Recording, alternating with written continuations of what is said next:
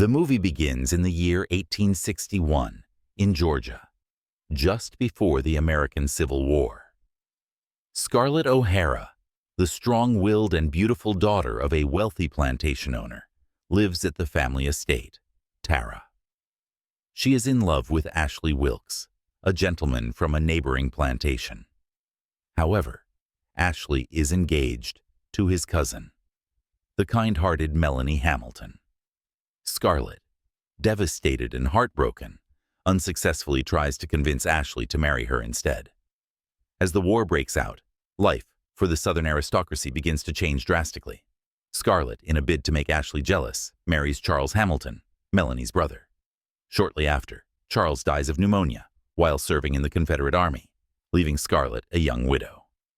Despite her grief, Scarlett attends a charity ball where she encounters the charming and notorious Rhett Hawkler. The two share a complex attraction, but Scarlett remains obsessed with Ashley. As the war rages on, the South suffers numerous defeats. Scarlett, now living in Atlanta with Melanie, witnesses the horrors of war firsthand. When the Union forces advance on the city, Rhett helps Scarlett, Melanie, and Melanie's newborn baby escape, bringing them back to Tara. Scarlett arrives to find her beloved home in ruins, her mother dead, and her father broken. Faced with starvation and poverty, Scarlett makes a solemn vow never to be hungry again, no matter what it takes. Determined to save Tara, Scarlett marries her sister's fiancé, Frank Kennedy, for his money, despite still yearning for Ashley. Frank helps her to rebuild Tara and start a lumber business in Atlanta. Her ruthless business tactics and controversial behavior draw criticism, but Scarlett is resolute, driven by her need for financial security. During this time, Rhett continues to pursue Scarlett, admiring her strength and determination. When Frank dies, Scarlett finally marries Rhett. They move into a lavish mansion in Atlanta and have a daughter, Bonnie.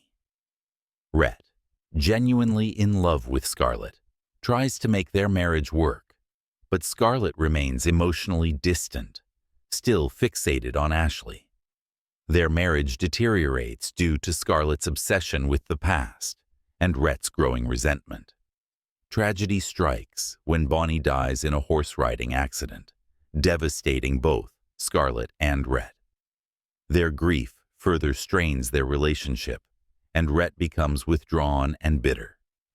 He eventually decides to leave Scarlett, realizing that they cannot find happiness together. In a desperate moment, Scarlett finally realizes that she loves Rhett and not Ashley, but it's too late.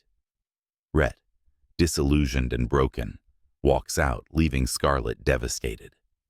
As Rhett leaves, Scarlett pleads for him to stay, but he delivers the famous line, "Frankly, my dear, I don't give a damn," and disappears into the fog.